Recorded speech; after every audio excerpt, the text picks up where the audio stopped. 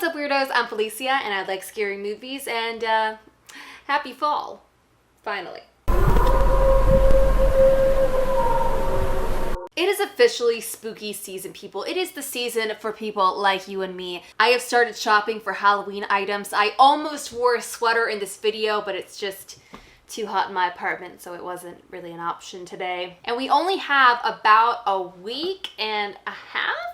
Is that right? Oh my god, basically exactly a week until October starts and my 31 days of Halloween officially starts on my channel. That is a video every single day. So if you're not yet, please make sure you subscribe so we can hang out all the time and talk about the spooky scary.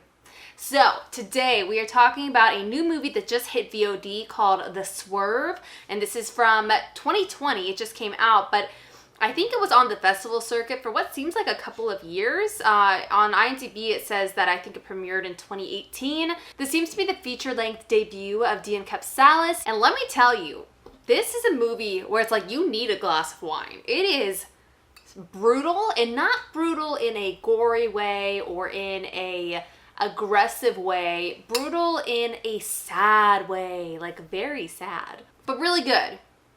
I'll get to it. Let's start with some plot. So our main character, Holly, has a pretty nice life. She has 2 kids, nice house, a good job, a husband that seems to care about her and is getting a promotion. But as you start to experience a week in Holly's life, things are not as nice as they seem. She is dealing with insomnia. She is dealing with everyone in her life just being a general butthole. By the way, this is not what the IMDb plot says. I'm embellishing a little. And she is basically teetering on the edge of going off the deep end, I'll say. And we kind of get to watch it all go down.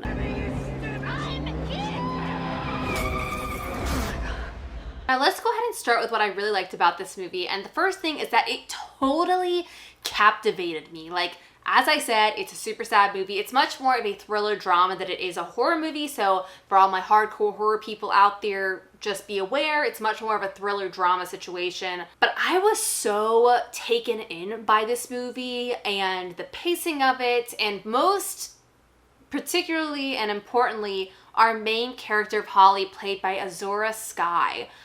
I am just amazed by her, and there is something, she looks so familiar to me, but I was scrolling through her IMDb and I couldn't figure out what I knew her from. I still can't, honestly. It says she's on Riverdale, but I don't think she's in the seasons I've seen, or maybe I just am confused. Maybe, let me look. Nope, that's not it. I don't know, but I was so amazed by her.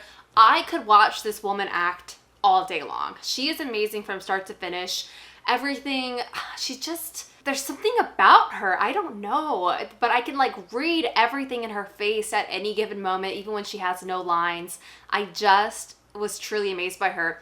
And also the girl that plays her sister, Holly's sister, Claudia, she seemed very familiar to me too. And that actress's name is Ashley Bell. And she was in The Last Exorcism 1 and 2. I don't really remember those movies. Have I even seen those? There's so many movies with exorcism in the title that I'm kind of like, which ones have I seen? I don't know.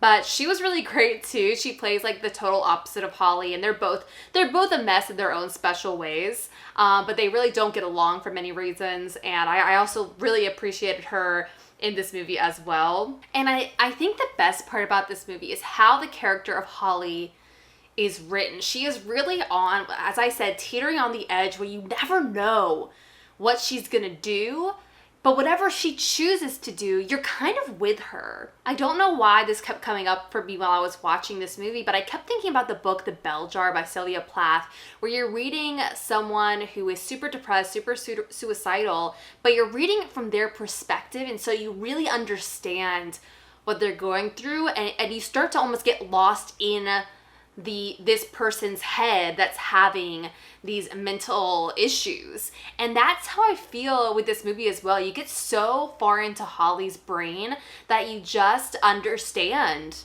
everything she's doing. And sometimes sometimes you don't know if she is going to harm herself, if she is going to harm her family, if she's going to harm a stranger. You don't know what she's going to do because she's been pushed so far to the end of her rope that you're just like, she could do anything and I would kind of get it. Like, I know that sounds crazy, but you gotta watch this movie. I also think this is just such a great debut feature because, and it kind of reminds me of Relic that I just recently reviewed on my channel, where it's just such a specific thing. It's an uncluttered first feature where it's like, this is my idea, these are my characters, and it's gonna be really clean and clear. There's no fluff in there. There's not a bunch of extra stuff to kind of like show off in any way. It's just like, this is the story I'm telling, and that is it. And that is it. And that's all I'm here to do. And I really appreciated that. I don't know why that was on my brain, but it was. I don't really have any negatives of this movie.